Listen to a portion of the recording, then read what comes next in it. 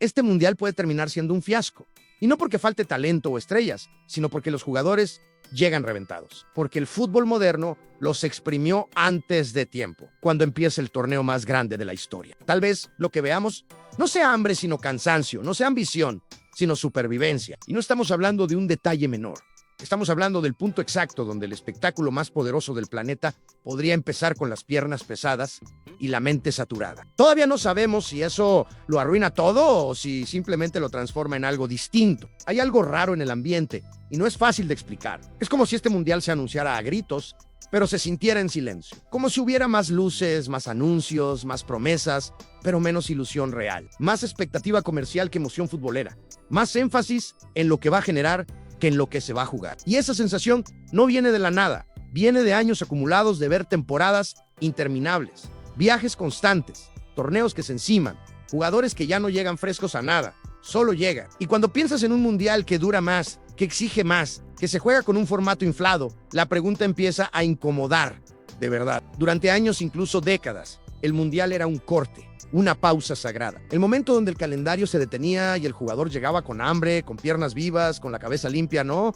Hoy eso ya no existe. Hoy el calendario es una cinta que nunca se apaga. Ligas locales, copas nacionales, torneos continentales, giras comerciales, partidos amistosos disfrazados de eventos históricos. Y todo eso cae sobre el mismo cuerpo humano, sobre músculos que no distinguen si el partido es decisivo o solo rentable, sobre mentes que ya no desconectan nunca. Y cuando ese cuerpo llega al mundial, no llega en su punto máximo, llega en modo resistencia. El problema no empieza en el torneo, empieza mucho antes. Empieza cuando la temporada se alarga un poco más, cuando se agrega un partido aquí, un torneo por otro lado, cuando se normaliza que un jugador de élite juegue más de 50 partidos al año, vuele miles de kilómetros, cambie de horario, de clima, de presión, y aún así se le exija intensidad absoluta, se le exige espectáculo, se le exige que sea figura cada 3 días. Y ese desgaste no se ve en una sola jugada, se acumula, se esconde, se normaliza, hasta que un día el cuerpo no responde igual y ya no hay vuelta atrás. El fútbol moderno es más rápido, más físico, más violento que nunca. Los sprints son más frecuentes, los choques más duros, la presión más alta, el margen de error más pequeño. Y todo eso exige un nivel físico que hace 20 años simplemente no existía. Pero el cuerpo humano sigue siendo el mismo. No evolucionó al ritmo del negocio, no se adaptó al calendario. Y ahí está el choque. Porque puedes cambiar reglas, formatos, horarios, sedes, pero no puedes reprogramar tendones, músculos, articulaciones, ni la mente de alguien que vive en tensión permanente. A veces olvidamos que los jugadores no se rompen en un solo partido. Se desgastan poco a poco, se apagan lentamente, pierden chispa antes de perder talento. Y eso es lo más peligroso, porque el fútbol no se muere con lesiones escandalosas. Se muere cuando deja de emocionar, cuando los partidos se vuelven correctos, pero planos, cuando las figuras aparecen, pero no brillan, cuando todo está bien ejecutado, pero nada se siente urgente. Y ese es el riesgo real, no un caos, no un desastre visible, sino un mundial que se consume sin dejar huella profunda. Y entonces aparece la pregunta que incomoda a todos. Si este formato nació pensando primero en el dinero y después en el jugador, más partidos significa más derechos de transmisión, más elecciones significa más mercados, más sedes significa más patrocinadores, más semanas significa más contenido. Y todo eso tiene sentido desde un escritorio, desde una proyección financiera, pero no desde un vestidor, no desde unas piernas cargadas, no desde una cabeza que lleva años sin descanso real. Y ahí es donde el equilibrio se rompe sin que nadie lo anuncie. Nadie dice que el dinero sea malo. El fútbol siempre fue negocio. El problema es cuando el negocio empieza a dictar el ritmo del cuerpo humano. Cuando el calendario se diseña sin pensar en el desgaste acumulado, cuando el espectáculo se mide solo en números y no en emociones, y cuando el jugador se vuelve una pieza reemplazable en una maquinaria gigantesca, porque al final siempre habrá otro partido, otra figura, otra narrativa, pero no otro cuerpo igual, no otra carrera que se recupere fácil. Imaginar este mundial como un posible fiasco no significa imaginar estadios vacíos o goles inexistentes. Significa imaginar algo más sutil, partidos donde se juega con miedo a lesionarse, equipos que rotan más de lo que arriesgan, figuras que dosifican porque saben que no pueden explotar. Y esa dosificación se siente, se filtra en el ritmo, en la intensidad, en la emoción que ponen los jugadores. Porque el fútbol se basa en el exceso, en el ir un poco más allá.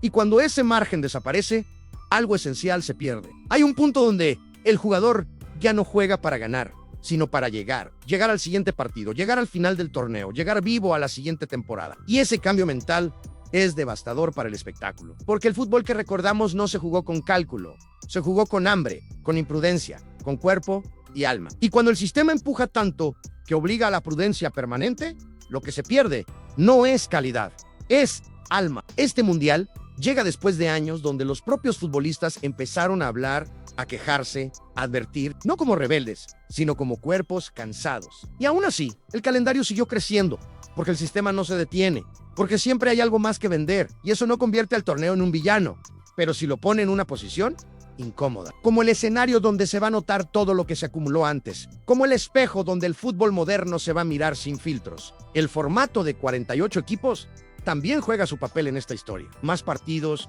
más fases, más semanas de competencia. Y aunque eso suene inclusivo y global, también diluye la urgencia, estira la narrativa, obliga a administrar esfuerzos. Y cuando el cansancio ya viene de antes, administrar se vuelve la única opción lógica, no por cobardía, sino por supervivencia. Y un mundial jugado en modo supervivencia es peligroso para la memoria colectiva, porque los mundiales que se recuerdan no son los más largos, son los más intensos, los que concentraron drama, los que obligaron a cada jugador a dejar algo de sí en cada partido, y cuando el torneo se vuelve maratón en lugar de explosión, el impacto cambia, el recuerdo se diluye, el momento se fragmenta. Y aunque haya goles, historias, sorpresas, algo se siente menos puro, mucho menos urgente, menos irrepetible. Aquí es donde el debate se vuelve incómodo de verdad, porque nadie quiere admitir que tal vez el fútbol se está acercando a su propio límite físico, no de talento, no de dinero, sino de cuerpo humano, porque el negocio siempre encuentra cómo crecer, pero el cuerpo no. Y cuando esa brecha se hace demasiado grande,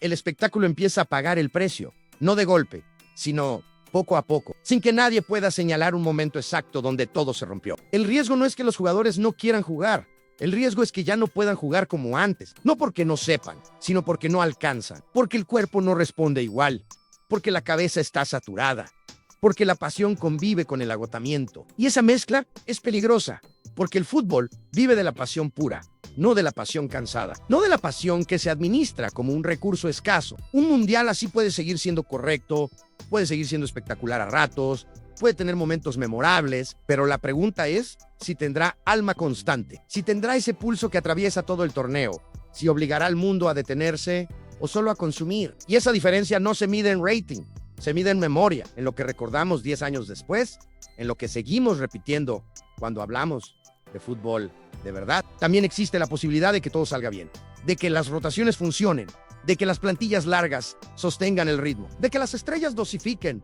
y aún así brillen. Pero incluso ese escenario habla de un fútbol distinto, más estratégico, más controlado, más empresarial y menos visceral, menos impulsivo, menos desbordado. Y tal vez eso no sea un fracaso, pero sí un cambio profundo, uno que no todos están listos para aceptar. La pregunta entonces no es solo si será un fiasco, sino qué tipo de mundial estamos dispuestos a aceptar. Uno que prioriza llegar completos sobre dejarlo todo. Uno que cuida más el cuerpo que la épica. Uno que piensa más en el largo plazo que en el instante. Y esa discusión no tiene una respuesta correcta, pero sí revela algo importante, que el fútbol ya no se mueve solo por pasión. Se mueve por un equilibrio entre negocio y cuerpo. Y ese equilibrio está en tensión constante. Cuando el jugador deja de ser el centro emocional del torneo y se convierte en una variable más, algo cambia. Porque el fútbol siempre fue humano, imperfecto, excesivo. Y cuando se intenta optimizar demasiado, cuando se quiere controlar todo, el riesgo es perder lo que no se puede medir. La emoción cruda, el error glorioso, el esfuerzo irracional. Y ese riesgo está más presente que nunca en un mundial que exige tanto antes de empezar. Tal vez este mundial no se rompa, tal vez funcione, tal vez incluso sea histórico por muchas razones. Pero la sombra del cansancio va a estar ahí.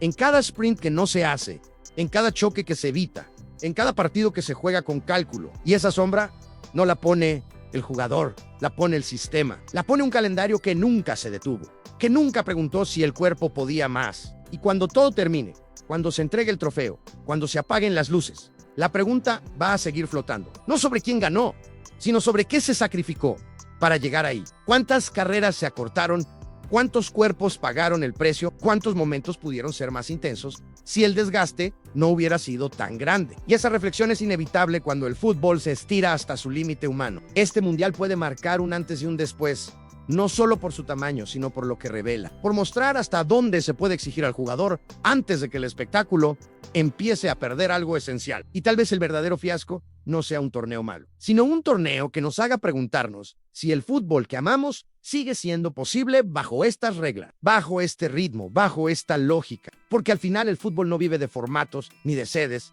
ni de cifras récord. Vive de cuerpos que se lanzan sin calcular, de mentes que se olvidan del cansancio por un instante. Y cuando ese instante se vuelve cada vez más raro, el problema no es el mundial. El problema es todo lo que hicimos para llegar hasta ahí. Y esa es la pregunta que queda, incómoda, abierta, sin respuesta fácil, esperando que alguien se atreva a escucharla. ¿Tú qué opinas? ¿Crees que este mundial será épico o que será un fiasco por todo esto que acabo de platicarte? Déjame saberlo en los comentarios y suscríbete para no perderte nada de este Mundial 2026.